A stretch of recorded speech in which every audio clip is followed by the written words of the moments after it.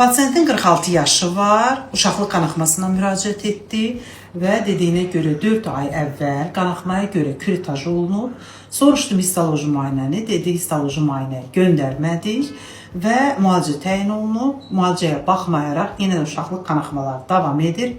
Əlimizdə histoloji müayinə olmadığına görə mən də təkrar küretaj təklif etdim. Çünki endometriyanın ölçüsü 1 santimetrə yaxın idi. Küretaj etdikdən sonra pasiyentə söylədim ki, əgər histoloji nəticənin belə deyək, bizi qane edərsə, yəni heç bir problem çıxmazsa, biz uşaqlıq boşluğuna Mirena spiralı yerləşdirərik. Bugün nəticəmiz gəlir. Nəticə nədir? Endometriumun belə deyək, atipik hiperplaziyası. Atipik hiperplaziya da əzizlərim, Mirena qoymaq olmaz, qəti qadağandır, örtbasdır eləyəcək və atipik hiperplaziya da nədir? Premaligin bir dövrüdür, yəni bunun xərçəngi keçmə ehtimalı çox-çoxdur.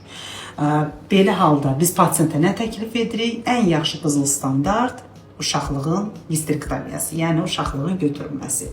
Ona görə bütün xanımlara deyirəm, Mirena qoymamışdan əvvəl mütləq histoloji müayinə tələb edin, mütləq. Çünki heç də hamıya Mirena qoymaq uyğun gəlmir. Belə.